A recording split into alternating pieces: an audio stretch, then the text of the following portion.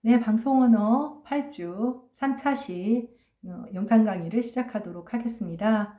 어, 2차 시에서 국문연구 한글 맞춤법의 그 역사를 살펴보면서 제일 먼저 1909년 국문연구 의정안의 이제 그 의미를 한번 살펴봤습니다. 보다시피 1910년에 을사늑약에 처하게 되고 이제 일제강점기가 본격적으로 시작되는데요.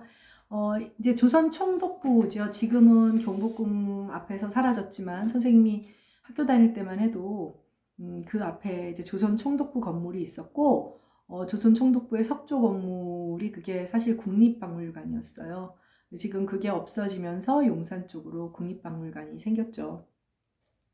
그래서 사실 뭐 적폐청산이니 이런 얘기를 하지만 사실은 한국 사회는 친일 청산이 되지 않은 상태로 현재까지 온 것이 가장 어떤 그런 문제라고 할 수가 있는데, 여러분들은 뭐 다 한국사를 배운 세대라 알겠지만 역사에서 어떤 그 과거에 잘못된 것들을 잘 정리를 못하면 그 골마 터진 부분들이 참 오래까지 가게 되는 것 같습니다.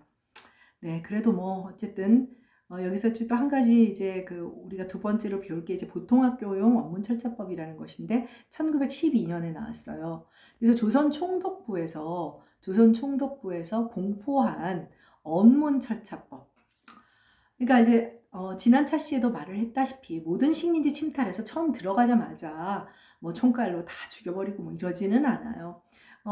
예를 들면 영국의 메이플라워를 타고 간 청교도들이 제임스타운을 만들어 살면서 포카혼타스의 그 실제 인물이죠. 잘 지냈어요. 잘 지내다가 이제 서부 개척을 하고 인디언들의 땅을 뺏게 되면서 이제 좀 더 이제 잔인한 식민지 지배가 이제 시작이 됐던 거죠. 물론 뭐 미국의 경우에는 단순 식민지라고 할 수가 없는 것이 영국의 식민지라고 할 수는 없었죠. 미국의 경우에는 이제 아마 여러분도 알다시피 보스턴 티파티라고 해서 보스턴 차 사건이라고 해서 이제 영국에서 굉장히 이게 차를 소비하는 게 많다 보니, 그러니까 중국의 차가 있지만 또 영국식의 그 홍차 문화라고 하는 게 뭐 여러분들 다 알다시피 알고 있을 겁니다. 뭐 애프터눈 티니 뭐니 어쩌고 해가지고, 그래서 그러다 보니 이제 공물을 너무 많이 바치고 세금도 너무 많이 내야 되고 하면서 사건이 터지고, 사실은 이제 또 미국은 또 좀 얘기가 다른데 대부분의 식민지가 그렇고, 식민지 침탈 영국이나 유럽 대륙에서 아프리카와 동남아시아를 지배하는 과정을 보면 거의 비슷해요. 근데 일본이 대만과 한국을 식민지 지배했을 때 대만에 대해서는 되게 이렇게 우호적으로 대했고, 한국에 대해서는 참 잔인할 만큼의 수탈을 하게 됐는데, 그래서 어문철자법 그러면 뭐야 식민지인데 뭐 이렇게 초기에는 바로 이것이 뭐냐 유화 정책을 써요. 유화 정책을 써서 기존의 자국어도 그냥 쓰고 어떤 존중도 하고 그렇게 합니다. 그런데 학자들이 와요. 그래서 언어도 연구하고, 사실 그러니까 전혀 이 식민지의 백성들을 위한 것이라기보다는 향후 이제 여기서 나오는 자원들과 인력들을 수탈해가는 방법이죠. 그래서 일제에서 일본 제국주의자들이 늘 말하는 건 뭐냐면 병원도 지어줬다, 학교도 지어줬다, 철도도 놓아주었다, 발전소도 만들어주었다, 뭐 이런 말을 합니다. 네, 물론 그랬죠. 경의선 다 해줬는데, 그들이 주로 만들어 놓은 철도와 이런 것들은 다 물자들을 날라서 목포항을 거쳐서 일본으로 가는 그런 코스를 밟게 되고요. 교육도 주로 초등교육 중심이고, 제국대학에 이제 유학을 가는 사람들은 친일파를 양성하는 그런 코스가 되었던 것이죠. 그래서 이제 일단 초기에는 이렇게 언문 철자법 같은 것을 만들어요. 그래서 한동안 한참 우리가 이제 시끄러웠을 때, 지금도 별로 사이가 계속 지금 한일 간의 관계가 좋지는 않은데, 이제 뭐죠? 뭐 DH인가 무슨 뭐 화장품 회사에서 뭐 회장이 나와가지고 혐한 방송을 하면서 뭐 한글을 자기들이 뭐 전파해줬다 이거예요. 보통학교용 언문철자법을 만들어서 이제 교육을 할 수 있게 자기들이 해줬다라는 겁니다. 그래서 일본에서 늘 말하는 거는 우리는 너희들한테 이렇게 해줬다라는 것을 굉장히 강조를 해요. 굉장히 강조를 하지만 네, 참 웃음밖에 안 나는 이야기죠. 네, 그래서 이게 보통학교 언문철자법이 1912년에 나오고 여기서 이제 사실은 국문의정화는 아까도 그 2차 시에서도 말했다시피 제대로 된 표기 원리가 명시적으로 담기지도 못했어요. 그러다 보니 제대로 된 표기법의 원리까지 밝혀놓은 것이 이제 보통학교용 언문철자법이에요. 언문철자법인데 보다시피 여기는 일본인 학자들이 참여를 하고 있습니다. 말하자면 어용이다라는 것입니다. 그래서 1912년에 그러나 여기에서 특히 표준어 규정이라든지 이런 것들은 여기에서 처음 나왔기 때문에 특히 이제 표준어 규정은 여기에 뿌리를 두고 있어요. 그래서 이 식민지배라고 하는 것이 얼마나, 그러니까 말하자면 우리가 지금 한류 문화에 엄청난 그런 코리안 인베이전이라고 한다면서요. 이 문화라고 하는 게 그렇게 무서운 거예요. 그래서 이게 좀 얘기가 다른 데로 갑니다만 아마 여러분들 향가 해독한 양주동 박사 뭐 이런 분들 알 거예요. 이분들이 굉장히 뭐랄까 당연히 뭐 독립운동 하시고 이런 분들이니까 반일 감정이 큰데 술이 들어가고 취하면 초등학교 때 배웠던 일본 창가를 부른다는 거예요. 이게 정말 무서운 얘기인 거죠. 마음은 그렇지 않지만 세뇌된 그런 것들. 그래서 여기 보면 1912년에 공포된 조선 총독부의 보통학교용 언문철자법은 표음주의를 문면에 내세우고 있다. 그래서 보다시피 격받침을 제외하면 소리 나는 대로 경음이나 유기음은 다 빼고 이제 표음주의죠. 그러니까 국문연구의정안에 반대되는 입장이라고 생각을 하면 돼요. 근데 왜 이렇게 반대냐라는 것은 그 참여 학자들을 보면 알 수 있습니다. 국문연구의정안에 참여했던 8인의 학자 가운데 어윤정만이 여기에 참여했고 우리의 학자로 새로 육일준, 강화석 두 사람만이 참여를 하고 육일준도 뒤에서 설명을 선생님이 여기 봅시다. 선생님이 여기 육일준을 빠뜨렸네요. 육일준은 선생님이 다음번에 꼭 설명을 하겠습니다. 육일준을 빠뜨렸네요. 네, 일단 그래서 육일준은 이제 굉장히 이게 뭐 최초의 미국 유학생 등등 여러 가지 의미를 가지고 있는 뭐 최초의 언문일치 이제 작품을 쓴 사람 등등 해서 좀 이야기할 필요가 있는데 선생님이 주시경, 지석영 그리고 뒤에 가면 장지영, 최연배 선생을 설명했는데 이게 초록색으로 표시해 놓고 이걸 빠뜨린 것 같습니다. 다음 설명에서 꼭 반드시 설명을 하도록 하겠습니다. 6일주는 좀 알아두는 게 필요해서. 네. 그리고는 일본인 학자 3인만이 이렇게 참여를 했다는 거죠. 그러니까 굉장히 어용적인, 어용이라고 하는 것은 다른 뜻이 아니고 총독부의 색깔이 강하게 개입되어 있는 그런 이제 규정이라고 할 수가 있습니다.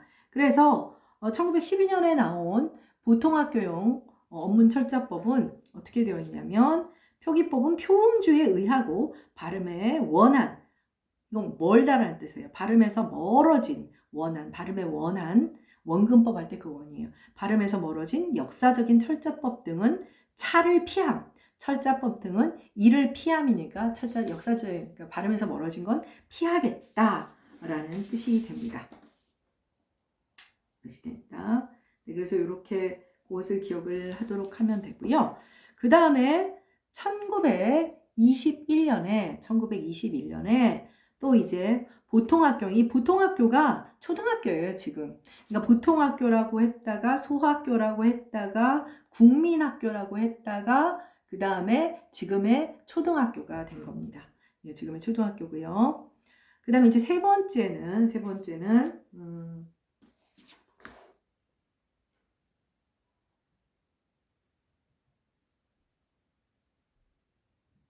네, 세 번째는 1921년에 나온 보통학교용 언문철자법 대요라는 겁니다. 대요는 크게 요약한 책이다 이런 뜻입니다. 역시 그런데 기본적으로 이거는 1912년에 개정판이라고 생각을 하면 됩니다. 왜냐하면 이제 기본적으로 이제 총독부에서 나온 것이고요. 여기 다의 이 회색 박스 그 밑에 있는 회색 박스에 있는 것을 먼저 보도록 하죠. 보통학교용 언문철자법 대요라고 해서 가급적 발음대로의 철자법을 표준으로 함. 가급적이라는 말은 썼지만 역시 표음주의라는 것을 확실하게 확인을 할 수가 있죠. 가급적이란 말이 쓰이고 표음주의란 말이 빠진 대신 그 발음대로라는 말이 사용되어서 예외도 어느 정도 인정한다는 것이지만 기본적으로는 표음주의 원리에서 크게 달라지지는 않았습니다. 그래서 역시 그 받침의 사용이 가장 중요한데 보통학교용 원문철자법 1912년 판과 크게 다르지가 않다는 것입니다. 그리고 이러한 이 표기법의 원리는 기본적으로 언문철자법 1930년 언문철자법에 가서도 동일하게 이제 등장을 하게 됩니다. 동일하게 등장을 해요. 그래서 이제 이 1930년 이후에 1933년 우리의 한글 맞춤법이 나오게 되는 것이죠. 네.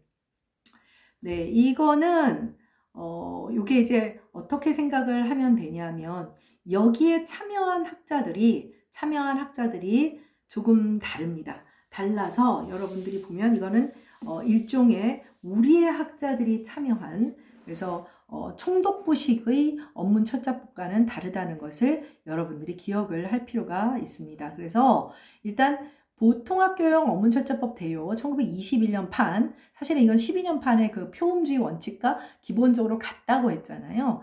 보통학교용 언문철자 대요에서는 가급적이라고 되어 있던 것이 여기에선 단 필요에 의하여 약간의 예외를 설함, 그러니까 필요에 의해서 약간의 예외를 약간의 예외를 인정하겠다는 뜻이에요. 그래서 받침 규성에서 역시 확인을 할 수 있는데 보다시피 그냥 봐도 유기음도 들어가 있고 그 다음에 겹받침도 좀 양상이 더 복잡해지게 되죠. 그러니까 단순 표음주의를 벗어나기 시작했다는 거예요. 이제 13항. 지금의 맞춤법 원리처럼 1항, 2항 이렇게 항이 또 나오게 됩니다. 13항이라는 것에서 이렇게 명시적으로 밝히고요. 13항은 각주를 보면 국문연구의정안 1909년 우리가 최초로 만들었던 국문연구의정안에서는 히읗까지 받침에 쓰기로 했다는 점에서 언문철자법보다 더 표의주의적인 원칙을 지향하고 있어요. 그러니까 국문연구의정안이 사실은 현행 우리가 사용하고 있는 한글 맞춤법의 원칙을 표기법의 원리가 아주 명시적이진 않았지만 더 가까웠다는 것을 알 수가 있는 거죠. 네, 그래서 조사와 어미도 분찰할 것을 규정에 명시하고 공포 시행된 규정으로는 처음으로 표의주의 표기법을 천명했다라고 하는 것을 할 수가 있어요. 여기에 참여한 학자들을 보면 모두 주시경 선생의 제자들입니다.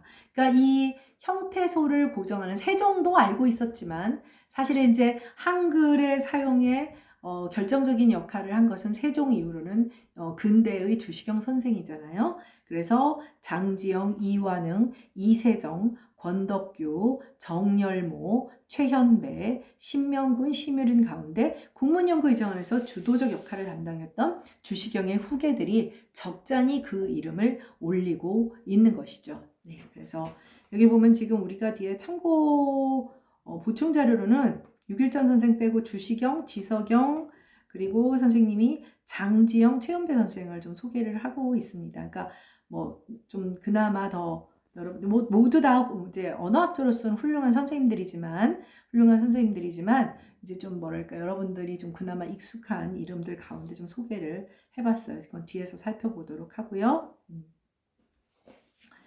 네, 그래서 8쪽을 가보면 8쪽에서는 언문철자법 1930년의 언문철자법의 규정을 소개를 하고 있습니다. 네. 그래서 이 언문철자법에는 순수한 조선어거나 한자임을 불문하고, 그러니까 순수한 조선어라는 건 뭐겠어요? 고유어라는 뜻이죠. 고유어든 한자음이든 불문하고 발음대로 표기함을 원칙으로 하지만 단 필요에 의해서 약간의 예외를 설함. 사실 이게 우리가 한글 맞춤 우리가 맨 처음에 앞했던 한글 맞춤법 총칙에 보면 소리 나는 대로 적대 어법에 맞게와 거의 일치하는 것이죠. 표음 문자니까 음소 문자니까 소리 나는 것을 발음대로 하는 것은 원칙이지만 예외를 인정하겠다라고 하는, 근데 그때의 그 예외라고 하는 것은 형태, 음소적 표기 원리라는 것을 우리가 확인을 할 수가 있는 것이죠. 네. 그래서 이제 요거를 이제 요러한 그런 기본적인 틀이 이제 우리 이제 현행 맞춤법에서 아주 중요한 역할을 하는 한글 맞춤법 표기 원리로 이제 가게 됩니다.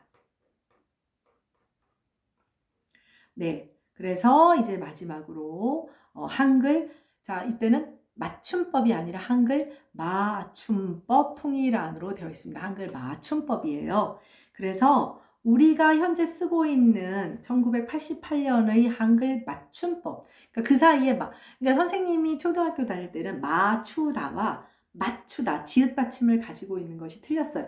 관역을 맞추다 할 땐 지읒 받침을 쓰고 양복을 맞춘다 할 때는 양복 맞춤이에요. 그래서 간혹 지금도 좀 세턱소나 이런 데 되게 이렇게 좀 오래된 뭐 수선집이나 이런 데 가면 맞춤이라는 표기가 되어 있어요. 그러니까 왜냐하면 학교 교육을 받은 다음에 정서법이 바뀌게 되면 이제 사람들이 이제 그거를 신문에 막 몇 날 며칠 공표를 하고 해도 찾아보지 않는 사람들이 많거든요. 지금 1988년에 될 개로 할 개요로 바뀐 게 지금 88년 이후로인데 교수님들도 여전히 깨요로 써요. 교수님들도 여전히 깨요로 쓰고 있어서 정말 이게 한번 학창 시절에 배우고 나면 쉽게 이제 그래도 최대한 수정을 하게끔 이제 많이 이제 안내를 하죠. 그래서 선생님이 아까 1차시 수업에서 그 단톡방을 우리 아들의 그 학부 모임 때문에 어쩔 수 없이 그 단톡방에 들어갔다. 이제 사실 카톡을 좀 늦게 쓴 사람에 해당하는데 그래서 거기에서 한번 선생님이 뭐뭐 할게요라고 썼더니 어떤 분이 할게요라고 썼더니 어떤 분이 이건 맞춤법이 틀렸지 깨요죠 이렇게 톡을 단 거예요. 근데 거기다 뭐라고 얘기를 해요? 아닙니다. 뭐 1988년부터 뭐 어쩌죠. 이 경우만은 반영하지 않습니다. 뭐 패러다임을 고려해서 이렇게 쓸 수가 없잖아요. 그래서 이제 답 안 하고 그냥 가만히 있었죠. 그리고는 그 이후에는 오히려 교수님들한테는 오히려 이제 슬쩍 그 밑에다 내가 바른 표기를 쓰면 교수님들 눈치를 채시지만 괜히 기분 나쁠까 봐 그 이후로는 할게요 라는 말은 웬만하면 안 쓰고 하도록 하지요 등등 그렇게 쓰기도 합니다. 지금까지도 못 고치고 있는 분들이 굉장히 많아요. 그래서 요거는 이제 그래서 초기에는 맞추다와 맞추다가 구별됐다라는 거. 네, 그래서 그런 것들 되게 많아요. 뻗치다와 뻗치다 디귿받침. 그래서 우리 학교 다닐 때는 열심히 구별해서 외워야 했던 것들 중에 하나입니다. 현행 한글 맞춤법의 직접적 모태가 되는 1933년 한글 맞춤법 통일안입니다. 그러니까 방금 배웠던 언문철자법, 이제 언문이라는 표현도 이제 안 쓰는 것이죠. 언문의 이 언자는 사나울 언자예요. 사나울 언자. 세종대왕 창시 때, 세종대왕이 훈민정음을 창제할 때부터도 이미 세종실록에 언문이라는 말이 나옵니다. 그럼 언문의 반대말은 뭐냐? 그냥 문입니다. 한문이죠. 한문의 문. 그거는 그럴 문이고 이 한글은 거친 글자, 사나운 글자. 이때 사납다는 중세국어의 사납다는 말은 거칠다는 말. 그러니까 제대로 정제되지 않은 좋지 않은 것을 언문이라고 한 거죠. 그래서 국문의정안 이렇게 했을 때는 1909년에 국문의정안 했을 때는 한자어로 쓴 것이고요. 국문이 이제 한글이니까 국문의정안. 근데 조선총독부에서 1912년, 1921년에 보통학교 업무철자본은 낮춘 표기인 언문을 그냥 쓰고 이제 여기서 1900년은 아니다. 쓰면 이제는 주시경이 만들었던 큰 글자라는 한글을 쓰사 해서 한글 맞춤법이 나오게 된 거죠. 세종은 한글이라는 말을 쓴 적은 없어요. 네. 한글이 왜 큰 글자냐? 여러분들이 혹시 조금만 국어에 관심이 있었다면 중세국어 조금만 배웠다면 하다라는 말은 중세국어에 지금은 하다가 두의 의미지만 그때는 아래아의 하가 두의 의미고 이 큰 아를 쓰면 큰 대자나 뭐 넓다 이런 뜻이에요. 여러분 한낮이라는 말을 쓰죠. 한낮이라는 말 낮 중에 큰 낮이라는 뜻. 대낮. 그러니까 한낮의 다른 말이 대낮이잖아요. 큰 대자를 써요. 한낮의 다른 말은 큰 대자. 그리고 또 한 가지는 요즘은 대로변, 큰 길이라고 하지만 옛날에는 한길이라는 말도 썼어요. 한길가에, 여러분 아마 한길은 잘 모를 거예요. 근데 한낮은 알지 않습니까? 자, 한가위라는 말은, 가위라는 말은 가운데, 갑의 가운데란 말이에요. 보름은 언제나 있어요. 그런데 보름 가운데 아주 풍성한 큰 보름이 한가위가 되는 것이죠. 그래서 큰 글자다라고 해서 한글을 사용하게 된 겁니다. 예, 그래서 이 1933년에 한글 맞춤법 통일안이 나오기까지 3년에, 그러니까 그 언문철자법 1930년 안에서 모두 125회의 회의를 가지고 표음주의와 표의주의 관계 정립 문제에 대해서 치열한 논쟁이 있었어요. 그래서 조선어학회와 조선어연구회라고 하는 두 개의 학회, 조선어연구회는 박승빈이라고 하는 이제 고등고시 출신의 법관이었던, 근데 그 말했다시피 그 시절에는 무슨 직업이든 다 이제 다 우리 언어와 문학에 대한 열정을 갖고 있었죠. 그래서 표음주의를 주장하는 쪽과 주시경 학파, 이제 조선어학회 이쪽에 그 표의주의 학파가 굉장히 치열하게 논쟁을 벌인 결과 1930년에 현행의 맞춤법의 토대가 된 한글 맞춤법 통일안이 만들어지게 된 겁니다. 참여학조도 대폭 확대됐어요. 그래서 권덕규, 신명길 앞쪽에 참여했던 사람들은 물론 김윤경, 이극노, 이병기, 이희승, 이제 여러분들이 익숙한 최근의 학자들의 그런 이름들이 보이게 되죠. 일석 이희승 선생 여러분 알죠? 네. 그래서 이러한 그런 논의들, 그러니까 결과적으로 이 한글 맞춤법의 핵심적인 논쟁은 뭐냐? 표의주의를 할 거냐 말 거냐, 표의주의를 수용할 거냐 말 거냐, 그리고 그 표의주의는 어느 정도까지 표의주의를 수용할 거냐, 그거에 대한 논란이 핵심인데, 북한도 그렇고 남한도 그렇고 모두 표의주의를 선택했어요. 근데 그 선정 기준에는 조금 앞에서도 모음조화 형태를 선정하느냐 마느냐 뭐 이런 것들, 불규칙 동사도 불규칙 동사 같은 경우는 소리 나는 대로 표음주의를 한 거잖아요. 이거를 뭐 소리 나는 대로 안 나고 무시할 수도 있는 거죠. 그래서 그런 부분에 대한 논란이 계속 있어서 현재의 어느 정도 보완적인 형태음소주의, 표의주의, 표기법을 선택하게 된 거죠.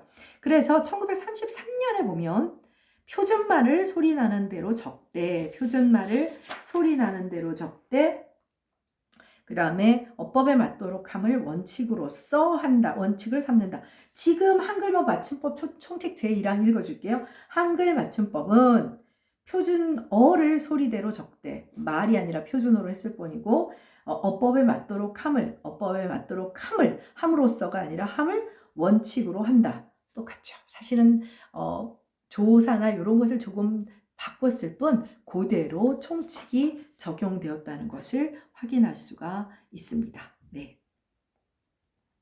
그래서 지금 강의 자료 6쪽을 계속 8쪽이군요. 강의 자료 8쪽을 계속 보도록 하겠습니다. 현행 한글 맞춤법과 별다른 차이가 없어요. 그러나 30년에 제안했던 30년의 언문철자법에서는 굉장히 진일보를 했다는 것을 알 수 있고 3년 사이에 굉장히 큰 노력들이 있었다는 것을 알 수가 있어요. 그래서 언문철자법에서는 발음대로라는 그 표현을 소리대로 바꾼 것고, 뭐 내용은 같은 거라고 할 수 있죠. 단 필요에 의하여 약간의 예외를 설함이 어법에 맞도록 함으로 수정되고, 이것이 다시 원칙을 삼는다는 말 앞으로 자리를 바꾸게 된 거죠. 실제 내용에서 보면 받침을 더 쓰게 됐어요. 그러니까 언문철자법 1930년 언문철자법에서 제안했던 것보다 이런 키읔, 히읗, 니은, 이읒, 리을, 이읒, 특히 히읗과 관련되는 그런 어떤 그 받침들이 더 쓰게 되었고, 언문철자법에서 제시한 내용들을 전반적으로 계승하되 좀 더 정리하고 체계화하고 정밀화한 그런 차이가 있다고 할 수가 있습니다.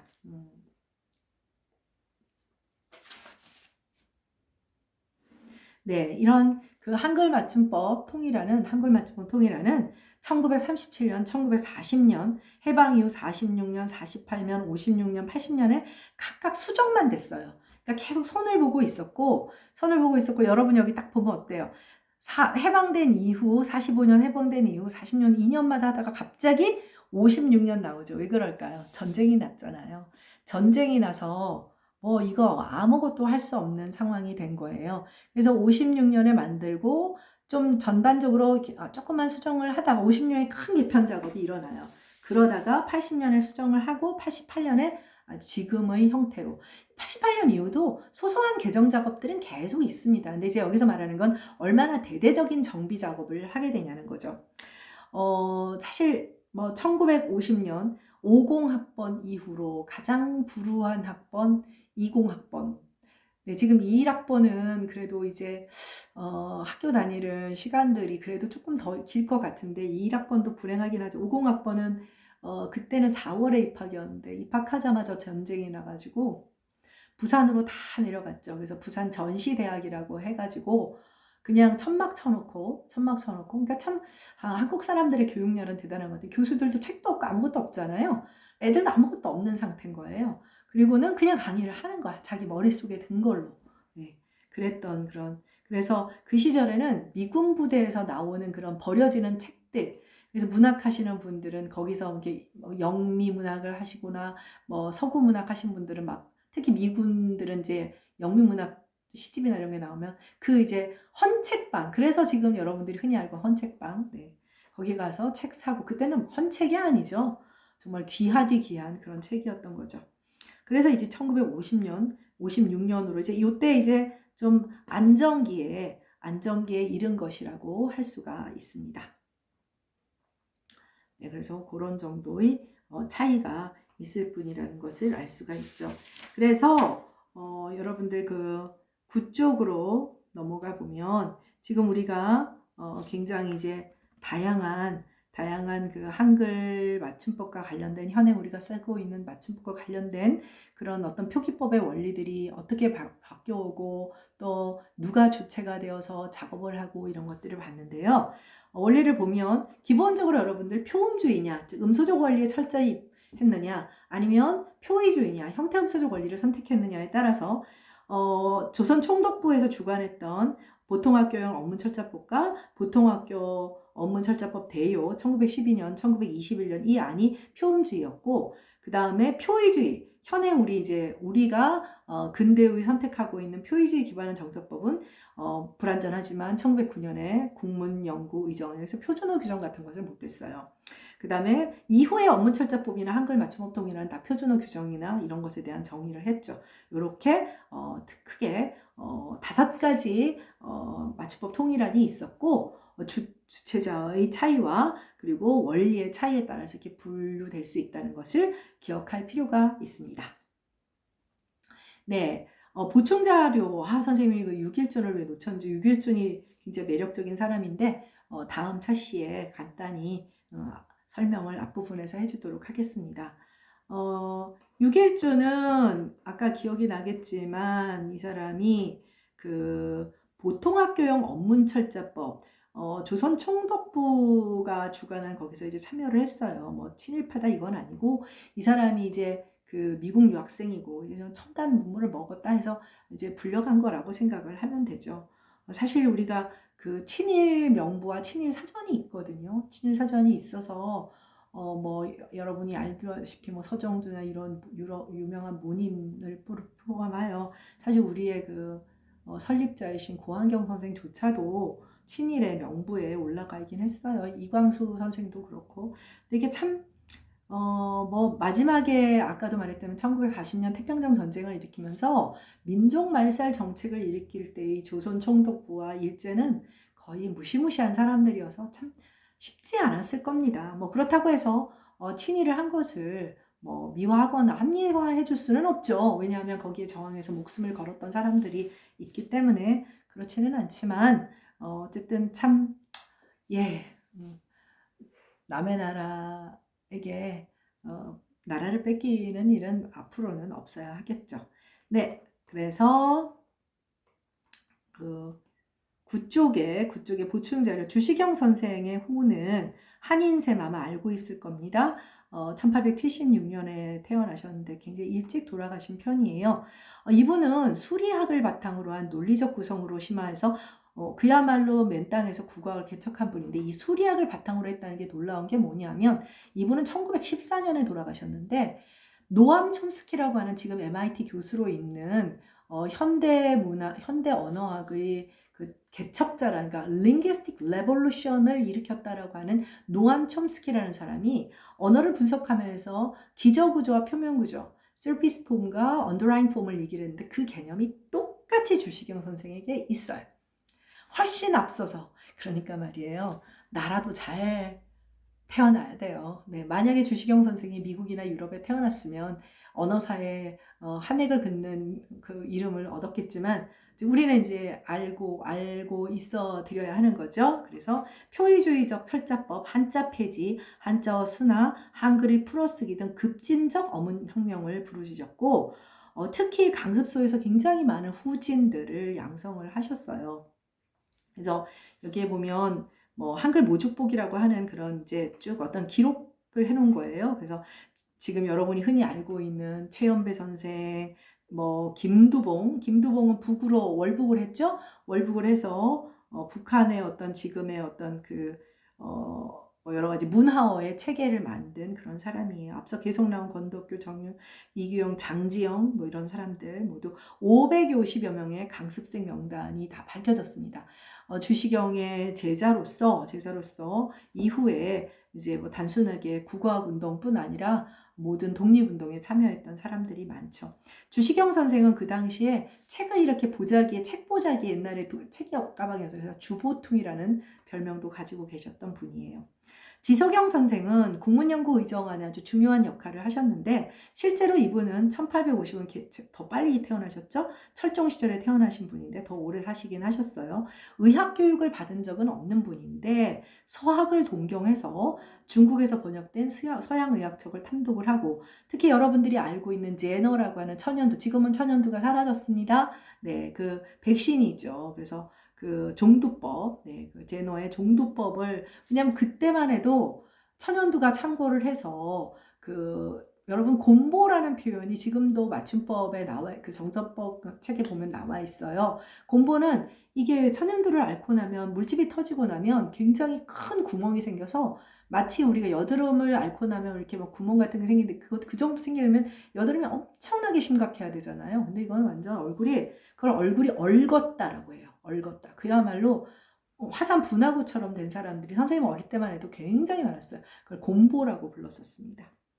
그래서 그거를 죽기도 많이 죽고, 그래서 이분이 부산의 일본 사람들이 운영하던 재생의원에 가서 2개월간 종두법을 배우고 이제 서울로 올라오다가 처가인 충주에 들려 그 당시에 40여 명의 우두를 놓아주었는데 이게 최초의 종두법을 그러니까 백신을 놔준 최초예요. 네.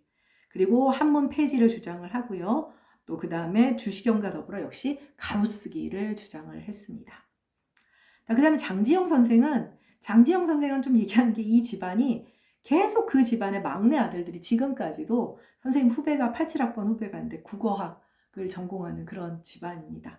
주시경의 문화에서 국어학을 연구를 했고 여러분이 알고 있는 휘문고등학교, 휘문의숙에서 공부를 한 사람이에요. 그러니까 이미 이제 1976년까지 사셨던 분이니까 그래서 한글학회의 전신인 조선어 연구회를 조직을 했고 이게 나중에 한글학회가 됩니다. 조선일보 기자로 근무를 하면서 문맹 폐지와 한글 보급운동, 네, 그 당시에는 문맹이 많으니까요. 그 다음에 1942년 조선어학회 사건이 생깁니다. 자, 이제 1940년 태평양 전쟁을 일으니까 다 감방에 집어넣어요. 이것들이 하면서 민족말살 정책에 따라서. 그래서 이 당시에 학자들이 30여 명이 다 경찰서에 갇혀서 모진 고문과 신문을 받고 다행히 이분은 돌아가시지는 않았어요. 그래서 돌아가신 분도 많고요. 이제 여러분 충북 진천에 가면 독립기념관이 있잖아요. 앞서 말했던 일석 이희승 선생이 받았던 고문이 있어요. 해전이라는 고문인데 사람을 거꾸로 매달아 놓고 주전자에 물에다가 고춧가루를 타서 코에 붓는, 그래서 바다해자 해전이에요. 뭐 손톱 밑에 뭐 바늘로 찌르는 그런 고문 등등을 다 당하셨습니다. 뭐 나중에 연희대학교 교수로 부임을 하셨고 여러 가지 이제 활동을 하시다가 네, 됐죠. 최연배 선생은 외솔 선생이라고 아마 여러분도 이름을 알 것이고 지금 우리 학교 국어국문학과에 이제 다 최연배 선생의 학품을 잇는 이정태 선생님과 이재성 선생님이 계십니다. 그래서 주시경의 가르침을 보성학교에서 배웠고, 최연배 선생은 현대적인 문법 연구로 집대성을 했고요. 그리고 뭐 국어정책 수료회, 국어운동, 뭐 아주 굉장히 열정적인 그런 그야말로 이론 투쟁까지 하고, 그리고 이분은 한글 전용과 한글 풀어쓰기를 굉장히 강조를 했어요. 근데 지금 그게 수용이 되지는 못했죠. 풀어쓰기, 모아쓰기의 문자론적 운영에 아주 뛰어난 점, 모아쓰기가 우수화돼서 풀어쓰기의 말년을 굉장히 애쓰셨습니다만, 풀어쓰기는 이제 굉장히 애쓰신 보람이 없었던 부분이지만, 국어 정화 운동이라든지 한글 가로쓰기라든지, 또 그 다음에 이런 이분의 그 한글학회를 중심으로 한 후학들이 외소래를 설립해서 그분의 그런 뛰어난 국학 연구와 국어 운동에 대해서 그 정신을 이어나가고 있고, 지금 현대적으로 여러분들이 이해할 만한 연세대학교 전신인 연희대학교 부총장, 한글학회 이사장, 세종대학 기념사업회 등의 대표이사 등을 역임을 하셨습니다. 여기 6일쯤 선명을 했어야 되는데 선생님이 표시를 해놓고도 까먹었습니다. 네, 3차시 수업은 여기서 마치도록 하고요. 그 9주차 영상 강의에서 만나도록 하겠습니다. 수고했습니다.